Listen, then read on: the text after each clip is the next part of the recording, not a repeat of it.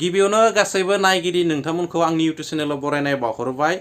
बिटिआरनि इएम रन्जित बसुमतारिया बिथाङा जायफोर एक्स एनडिबिफोर जोबथेसालियाव दङमोन बा जोबथेसालियाव दङ बिथांमोननि बारग'नाय जोबथेसालिनिफ्राय बारग'नायनि सायाव केसनि सायाव बेसेबां केस उइथड्रल जागोन आरो बेसेबां केस दंबयो गासैबो बिटिआरआव बेनि सायाव बिबुंथि लाखिनायखौ नोंथांमोना आं खोन्थिगोन आरो बेसे आगोलसिम सहिदो बा बेसे आगोलसिम थांदो बे केसफोरा बेनि सायाव बिथाङा बिबुंथि लाखिदो आरो बे बिबुंथिखौ नोंथांमोनाव जोबनायाव फोरमायगोन। लोगोसे हुंगिरि मार्केटाव जे फैसा सेख'नाय सिनाय मोनै दुथाङा फैसा लांनाय बेनि सायावबो बिथाङा बिबुंथि लादों। लोगोसे बेनि अनगायैबो जायफोर 19 बोसोर बैसोनि लाइमोनखौ जुलि लादोंमोन बै लाइमोनफोराथ' जोबथेसालियाव थांबाय बेनि उनाव बेनि बाद न'खरा जानाय लोंनायनिफ्राय थानायनिफ्राय गोबां दुखुथिया जाना दङ दिनै आरो बेफोर दुखुथिया न'खरखौ अनसुंथाइ होनायनि थाखाय आसाम सरकारा मोनसे थांखि लादों।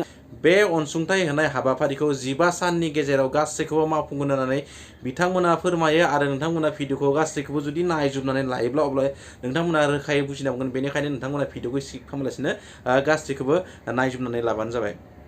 डिस्ट्रिक्ट हिसाबै ब्रेकआपखौ आं बावगारबाय। केसनि माबाखौथ' खामानिखौथ' आंनो मावबाय दङ। गासै जोंनाव 204टा केसनि गेजेराव बे 204टा केसजों इनभल्भ थानाय 263 सा सुबुंनि केसा उइथड्र जाबाय। माखासे आरो सोलिगासिनो दंबावो। 2018टा केस आसामनि गेजेराव दंबावो बिनिबो उइथड्रल जानो थांगासिनो दङ। अरुणाचल नागालेण्डआव थानाय केसफ्राबो उइथड्र जानो थांगासिनो दं। बेफोरनि खामानिया सोलिगासिनो। खिन्थु केसखौ जोङो मोननै बाहागोआव रानदों, मोनसे हायेनास मोनसेया नन हायेनास।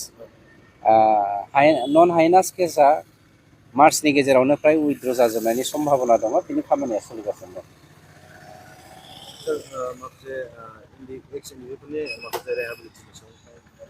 रिहेबिलिटेसनाथ' सोलिगासिनो दङ, फैगासिनो दङ। इनभेस्टिगेसन स्क्रुटिनि जागासिनो दङ। बेफोरबायदिनो पर्यायक्रमै जालांबाय थागोन।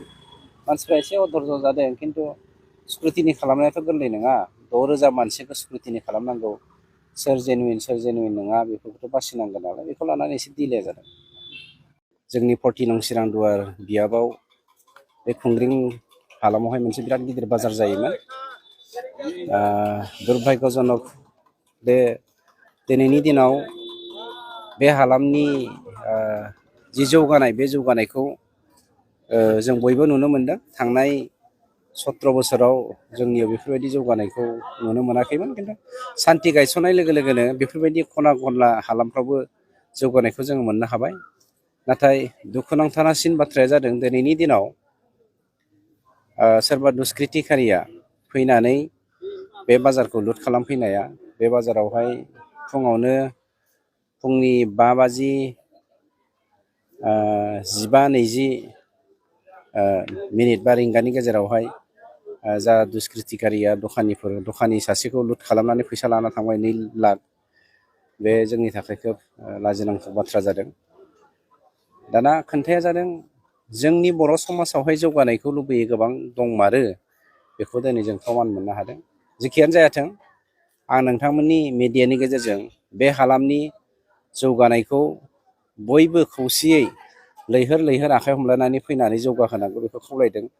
दिनैनि समसिम जेरै नोंथांमोना बे हालामनि मानसिफ्रा जौगाहोदोंमोन, इयुनावबो जौगालांबाय थानायनि थाखाय खामानि मावनांगौ। आरो मिडियानि गेजेरजों बे मोनसे बाथ्राखौ स्पष्ट बुंबाय, बेसेबां गिदिर थाखोनि दुष्कृतिकारियानो जायाथों, खोब खम समनि गेजेरावनो बिसोरखौ जों पानिशमेन्ट होनाय जागोन।